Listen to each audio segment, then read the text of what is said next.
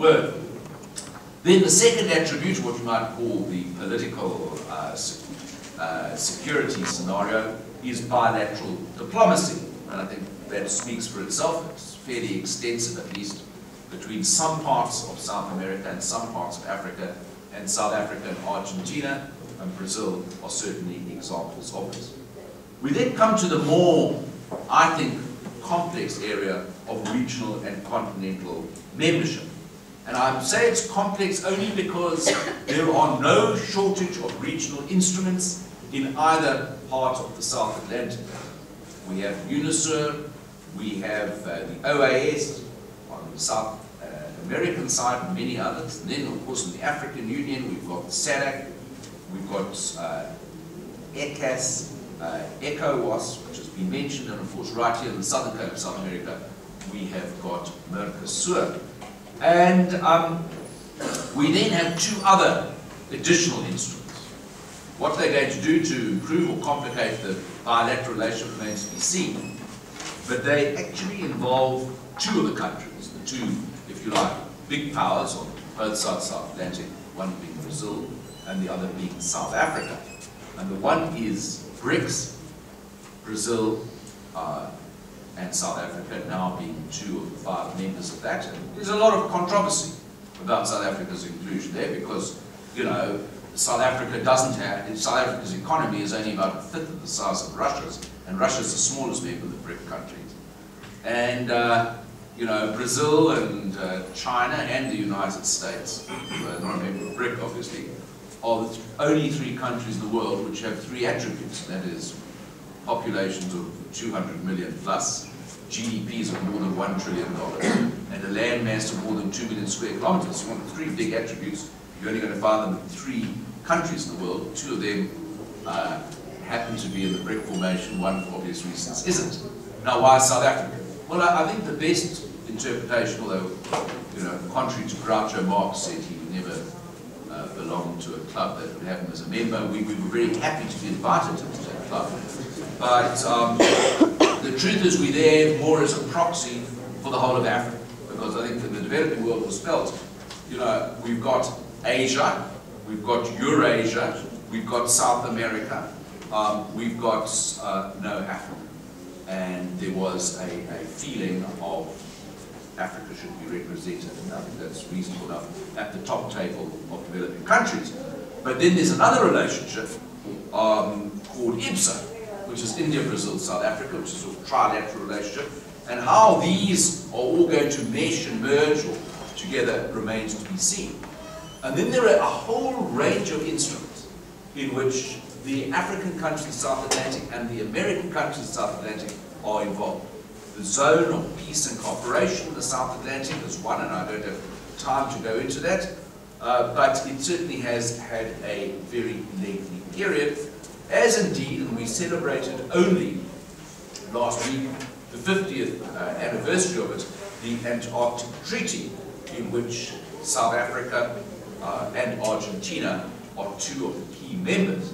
And quite extraordinary, as the former Prime Minister of France, if you just digress for a minute, Michel Rocard, who was the distinguished French representative at the anniversary celebrations here last Thursday, he said, who could have thought that in 1959 that Khrushchev and Eisenhower could agree on anything? You could really think about how fraught the world relation was, and yet they could agree to the Antarctic, which is also a critical component of this part of our region, as being a weapons-free, nuclear-free, and a zone for peaceful cooperation. So I think with that, in the Cold War, we can look forward in the much calmer waters to much increased cooperation and participation.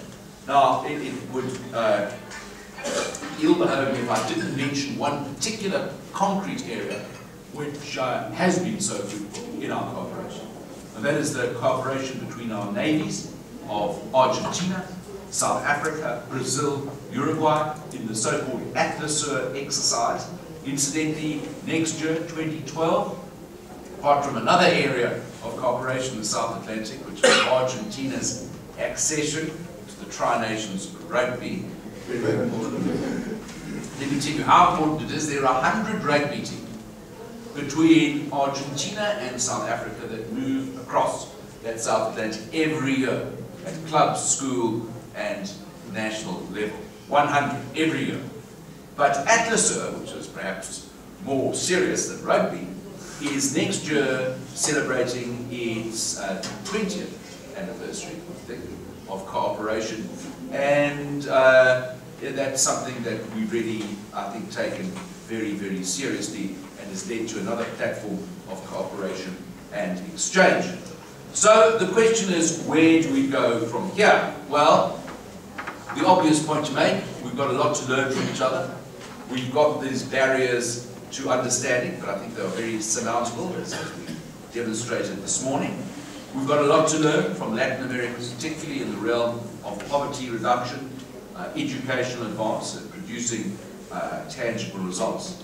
Arguably, there are areas of technology and investment that South Africa, particularly in Africa, can advance in an appropriate way, and that is why, just in Argentina, we have some significant standout South African companies here, operating here. I think, although it's quite a challenging environment economically, Argentina, it's also proved to be a very, very profitable one. And I think that, you know, what I've described has simply been, if I might use an oceanic term, has simply been on the surface. I think if we go below the immediate depths, we will see a very, very rich life and prospects for greater, closer, and better regional cooperation. Thank you very much.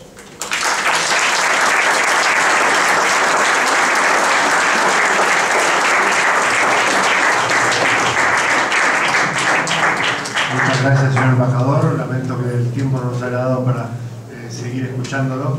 Y damos ahora lugar a la parte de preguntas y respuestas por parte de nuestros expositores. Yo rompo el fuego preguntando, este océano que se creara 150 millones de años atrás, separando lo que antes fuera una sola tierra, y que hoy tiene un promedio de profundidad de más o menos 4.000 metros de profundidad, con sus picos en 8.900, 8.700 metros de profundidad.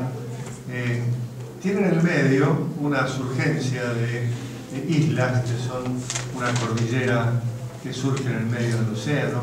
Y mi pregunta es para los tres expositores, este mar que hoy nos une y nos separa, ¿tiene en esa cordillera una barrera? ¿Comparten ustedes la visión estratégica de Brasil de que la propiedad de islas en el centro del Atlántico Sur significa también una interrupción o barrera a las relaciones costeras africano-americanas? Y respecto de la proyección hacia lo que hoy se llama el Océano Austral, ¿hay cooperación y coordinación de acciones? Gracias.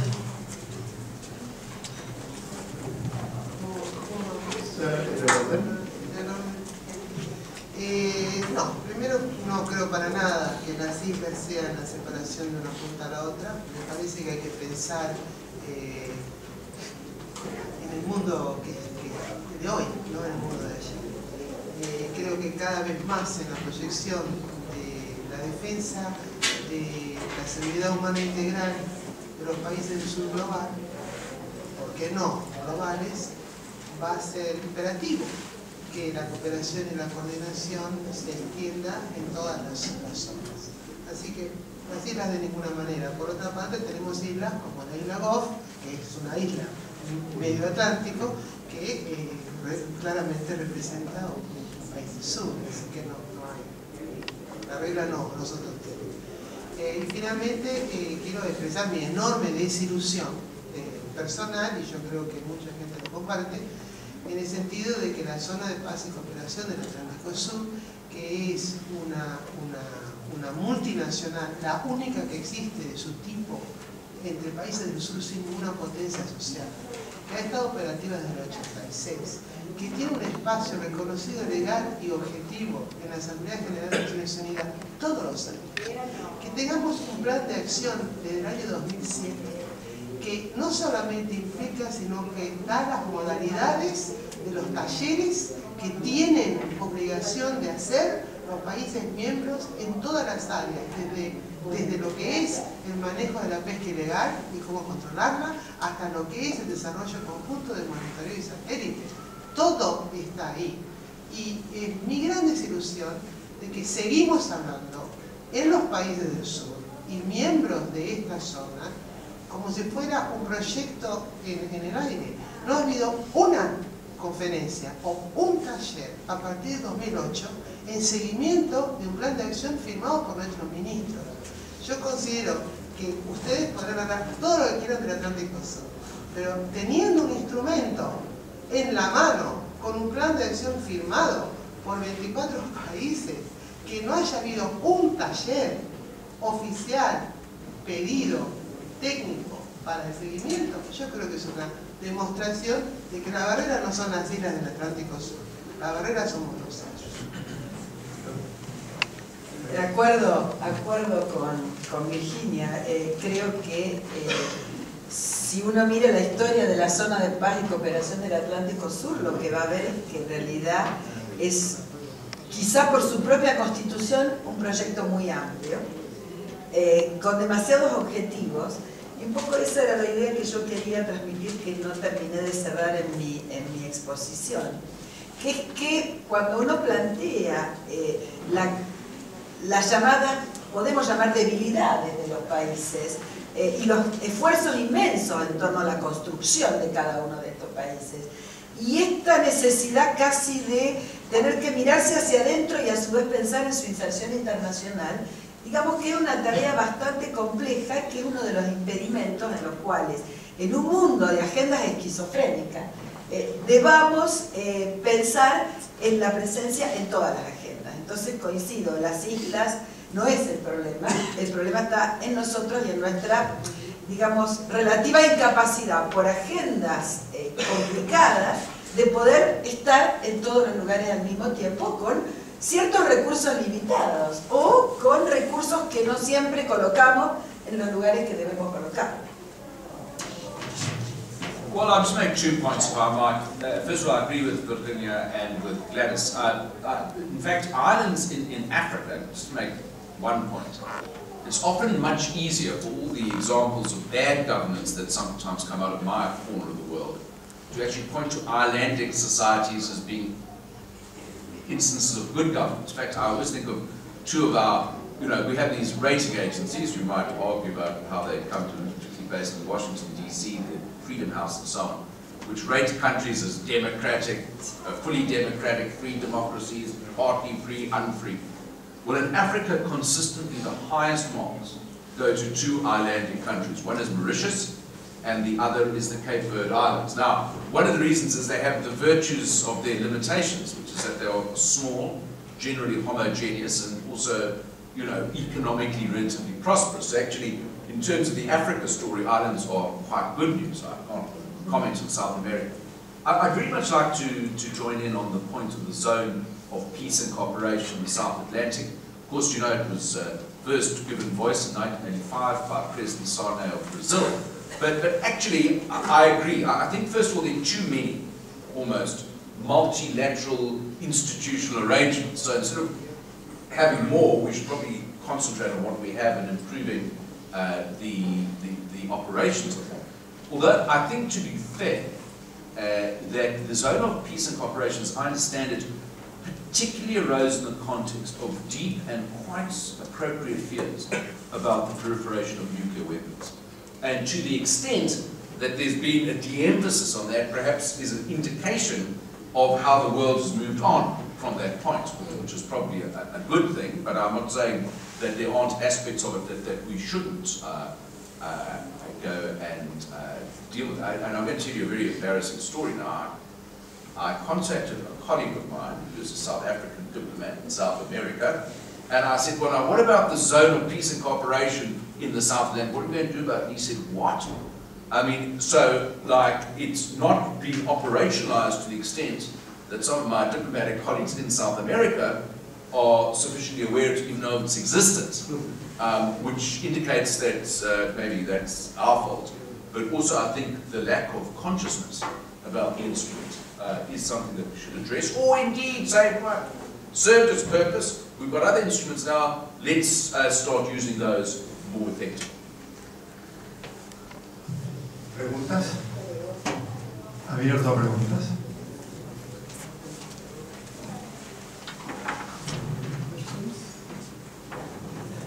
No questions?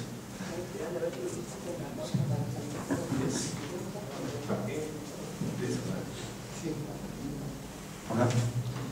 Estaba interesado en saber, desde el punto de vista de la cooperación en defensa, dentro de este ámbito de seguridad, ¿qué medidas conoce usted que se están tomando desde los países de África para incrementar esa cooperación? Y si hay algún proyecto particular de Sudáfrica.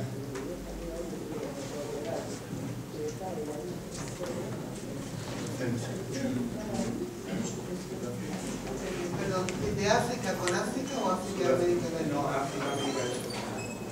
América Latina, no, en la totalidad de África o de América Latina no hay. Ha habido alguna discusión a nivel político en las grandes, ustedes saben que Venezuela y Nigeria hace como 5 años empezaron un proceso que eran las conferencias latinoamericanas una vez al año, pero son netamente políticas, un foro netamente político de un específico del Grupo del Sur, y no ha decantado en medidas de defensa.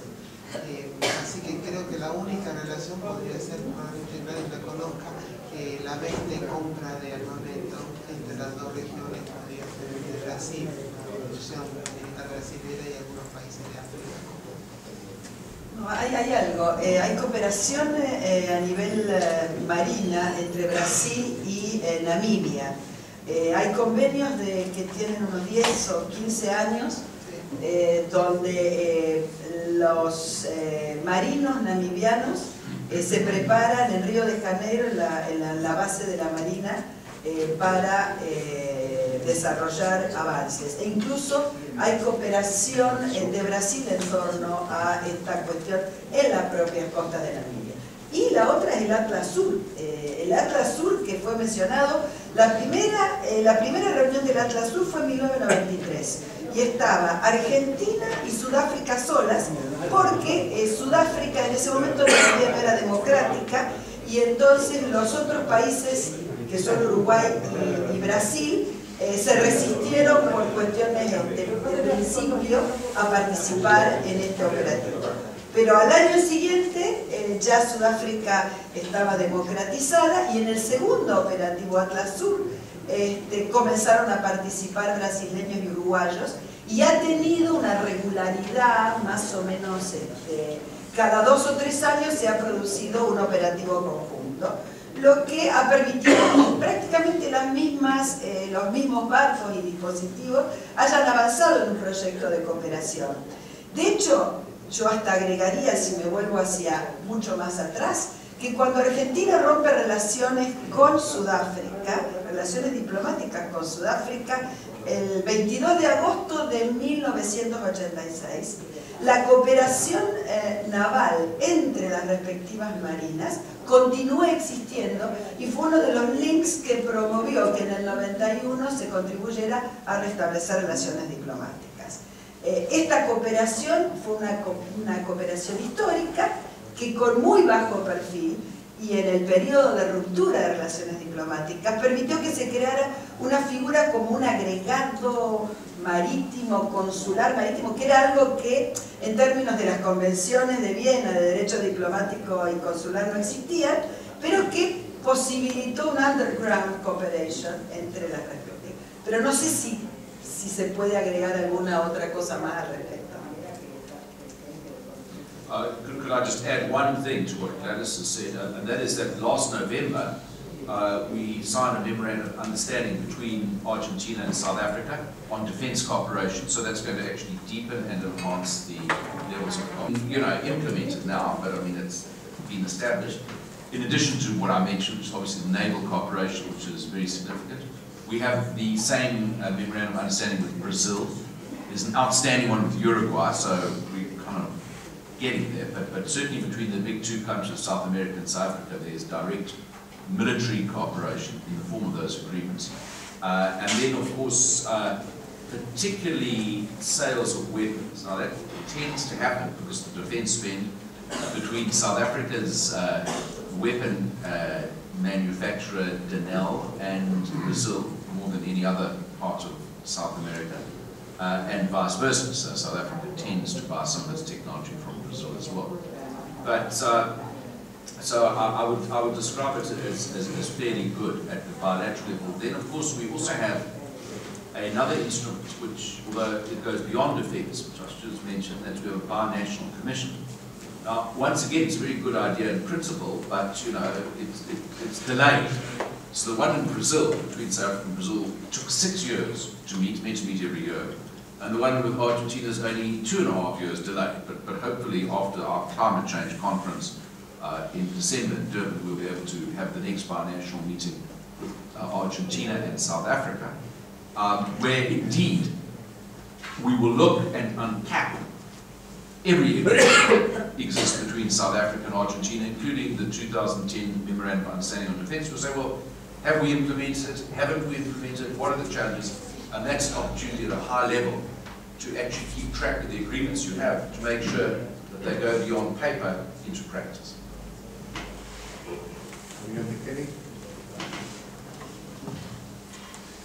Muchas gracias. Para el señor embajador, la pregunta, quería saber si en Sudáfrica, como consecuencia digamos, de la vigencia en la Organización Marítima Internacional del Código de Protección de Buques e Instalaciones Portuarias, si han sido importantes, si han sido dramáticos los cambios a nivel de seguridad portuaria y de buques, on maritime security, si eso es posible. I'm going to, because I can't give you the accurate answer, because I simply don't know, I'll ask our defence attaché, Captain Van Rooyen, can make her debut here and perhaps answer that question. I'm sorry, I didn't hear the full question. I didn't hear the full question. Can somebody just repeat the full question? Yes, the question is The advances on maritime security in ports and ships in South Africa related to the IMO organization. Well, security inside ports are not a naval responsibility. So I am not 100% sure of what advances has been made, because in South African ports, security in the ports itself is a part of the police environment. So maybe if Frank knows anything more than that, but I don't, it's not a naval responsibility.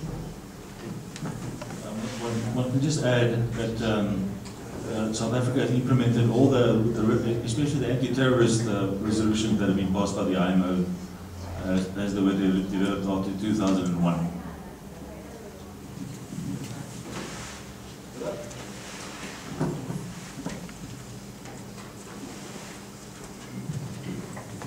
Bueno, agradeciendo nuevamente la presencia de todos ustedes y la exposición de nuestros destacados expositores, nos despedimos con un aplauso.